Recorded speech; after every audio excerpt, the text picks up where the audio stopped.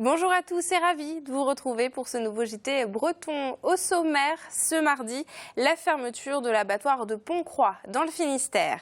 Dans un autre domaine, l'entreprise Armor-Meca dans les Côtes-d'Armor se porte bien et va même recruter. Présentation dans cette édition. Et puis rencontre avec le nouveau président de la Confédération nationale des artisans bouchers. Il est morbihanais. On retrouve aussi dans ce journal Benjamin Bréon. Et Benjamin, vous fêtez un anniversaire aujourd'hui. Oui, bonsoir Julie, vous allez voir à plein poumon un adversaire plein de santé. Remettez-vous alors et puis on parle de ça dans un instant. Bienvenue à tous dans cette édition du mardi 31 janvier 2017. La fermeture de l'abattoir de Pontcroix dans le Finistère est actée, ce sera fin mars. Les élus ont voté cette décision le 26 janvier, mais certains éleveurs s'insurgent contre ce choix qui va contre la promotion des circuits courts. Frédéric Lorenzon et Anna Guillerme les ont rencontrés. Comme chaque jour, Gwenaël Lebert, cet éleveur du pays bigoudin, vient visiter son troupeau de Black Angus, des vaches à viande originaires d'Écosse dont la chair connaît un vrai succès localement. On envoie nos bêtes en bétaillère avec le tracteur et ce qu'on veut en fait c'est peu de transport, peu de stress, tout miser vraiment sur le bien-être animal, quoi. L'abattoir où Gwenaël mène ses vaches est ici à Pontcroix. C'est l'un des 3 abattoirs municipaux dans le Finistère avec l'Esnevin et le Fou. Mais celui de Pontcroix fermera le 31 mars, un regret pour l'agriculteur. Tous les efforts n'ont pas été faits et une étude de la Chambre d'agriculture montre qu'il y a vraiment un projet qui peut tenir la route, qui peut être monté et qui peut vraiment donner une nouvelle vie à l'abattoir. Si la communauté de communes du Cap-Sizun, propriétaire de l'abattoir, a décidé de fermer l'outil de production, c'est à cause d'une baisse des volumes ces dernières années. J'ai fait toutes les démarches que pouvait faire un président de comité des communes sur le projet. Je suis allé voir le Fou et les Esnevins en leur disant, faisons un projet ensemble. Ça a été rejeté. Dommage parce que je pense que c'était la solution. Cet abattoir, s'il faut le mettre sur cocon pendant 1 an ou 2 ans, on le fera, en espérant trouver un repreneur privé.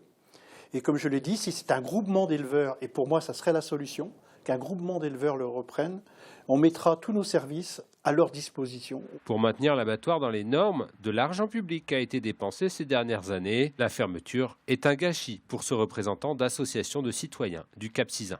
Il est regrettable d'avoir maintenu cet abattoir en état avec pas mal de travaux qui ont été réalisés pendant de nombreuses années et notamment pendant l'été dernier ou en septembre pour des remises en conformité de certains équipements et puis que 2 mois après on demande aux élus de voter la fermeture définitive de l'abattoir. Désormais, il reste 2 mois pour pérenniser l'activité d'abattage à Pontcroix. Gwenaël Lebert compte convaincre ses collègues éleveurs, une façon de préserver les circuits courts au sein du Cap-Sizun.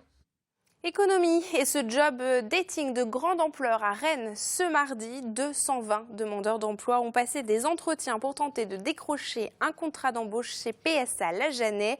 Le constructeur qui va bientôt lancer la production du 5008 et 3008 recherche près de 400 intérimaires. 3 agences ont été mandatées pour faire passer ces entrevues. À la clé, des CDD de 6 à 18 mois et même des CDI d'intérim. À noter la prochaine journée de recrutement, le 9 février. Des images signées Philippe Créange. Économie, toujours, et après l'automobile, on s'intéresse au domaine de l'aéronautique, un domaine en pleine croissance en Bretagne. Près de Dinan, Armor-Meca travaille avec Airbus, Thales ou encore Safran. D'ici 3 ans, l'entreprise prévoit de tripler son chiffre d'affaires et même de recruter une centaine de personnes. Le reportage de Mathilde Kemener. L'aéronautique donne des ailes à la société Armor-Meca. Ici, on fabrique des pièces détachées pour l'aviation civile et militaire que l'on retrouve par exemple dans les Rafales. Chaque année, l'entreprise enregistre une croissance de 20% de son chiffre d'affaires. On a de grands donneurs d'ordre de l'aéronautique, tels que Airbus, Safran, Thales. Pourquoi ils font appel à nous? Parce qu'on a un savoir-faire un peu spécifique sur des pièces complexes et techniques qui nous permettent de pouvoir répondre à leurs attentes. Une belle réussite pour cette entreprise en faillite il y a 30 ans. Reprise par son père Bernard Collat, elle n'a depuis cessé de se développer. Et d'ici 3 ans, le chiffre d'affaires devrait tripler pour atteindre 50 millions d'euros grâce à l'exportation. La France a un savoir-faire technique très important dans le domaine de la mécanique. Aujourd'hui, je pense qu'en France, nous n'avons pas assez d'entreprises qui s'exportent à l'international. Et donc, nous voulons faire partie de ces entreprises qui vont chercher des marchés au bout du monde. Pour cela, une centaine d'embauches est prévue d'ici les 3 prochaines années. Et pour former les nouvelles recrues, l'entreprise a mis en place un pôle de formation en interne dont profite Magali depuis 2 mois. Je ne connaissais pas en fait le logiciel. Donc du coup, c'est plus facile avec une formation en interne. Comme ça, elle est beaucoup plus complète en fait. On pourrait embaucher des gens qui sont capables de faire ce que l'on fait nous.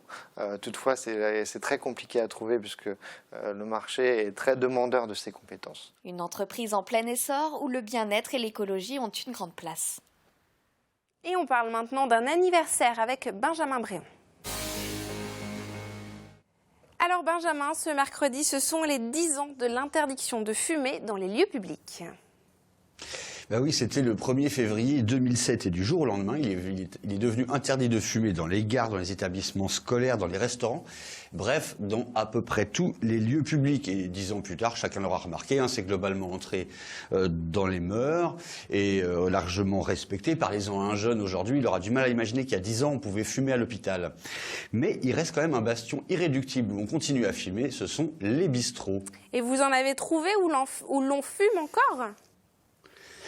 Et oui, figurez-vous, notre journaliste Jacques Chanteau est allé, au péril de sa vie ou presque, rencontrer ces patrons de bars bretons qui veulent pas passer aux non-fumeurs. Alors bien sûr, c'est pas dans les grandes villes, quelque part entre la mairie et le commissariat qu'on en trouve le plus, mais plutôt dans les petites communes rurales. Niveau explication, c'est très simple, un bistrotier nous explique que tant que ça gêne personne, on fume. Et une patronne de bar qui estime d'ailleurs que les gendarmes ont d'autres chats à fouetter, va encore plus loin. Pour elle, ceux que ça gêne n'ont qu'à pas venir chez elle. Et pourtant, ça coûte cher.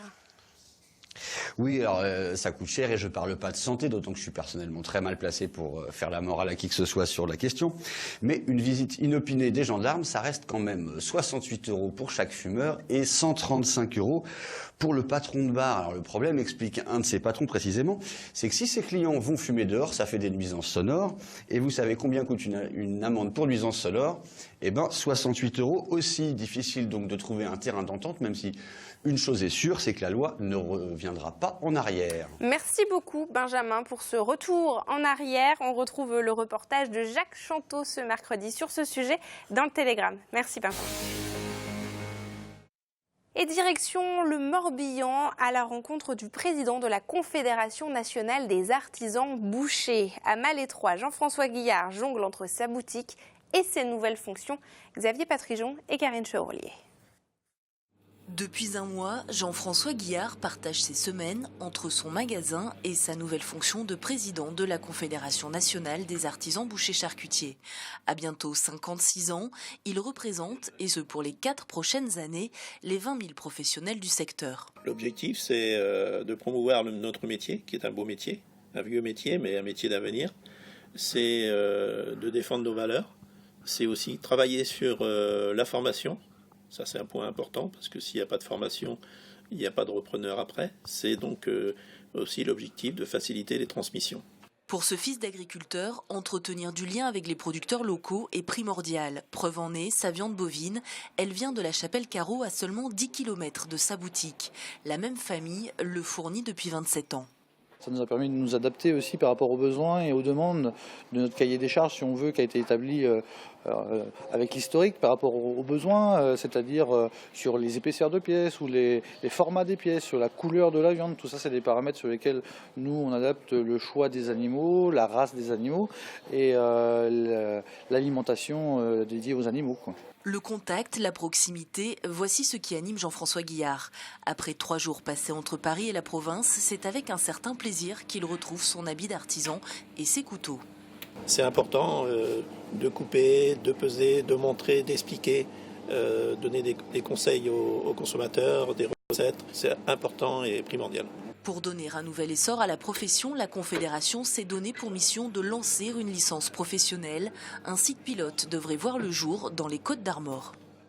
Et on passe à votre chronique quotidienne, le Tour de Bretagne en 60 secondes de Benjamin Bréon. Au programme, un bébé sur l'eau, de la sécheresse malgré ce temps et Robert le Magnifique. Regardez. On commence par souhaiter la bienvenue à Naël, qui a 2 semaines et sans nul doute le plus jeune habitant du port de Vannes, où il s'est installé à l'âge de 4 jours. Mais ses parents, 2 anciens champions de planche à voile, ne comptent pas y rester. On prend 2 ans pour atteindre le Pacifique, la Polynésie française d'abord. Bon voyage à eux 3. À Guingamp, c'est incroyable, les chiens marchent sur l'eau. Ou alors c'est le Trieux qui est au plus bas, en tout cas au niveau du moulin de la ville. Alors une sécheresse jamais vue en hiver, expliquait la semaine dernière la préfecture. Ce qui fait au moins une bonne raison de se réjouir d'une semaine qui s'annonce pluvieuse. Et enfin, plonger dans les coulisses des Vieilles Charrues avec le dernier clip du musicien et DJ Robert le Magnifique qu'il a tourné sur place et au Grand Soufflet en Ille-et-Vilaine. Au menu donc, des caisses, des tubes, de la poussière et des bières bien sûr. Santé!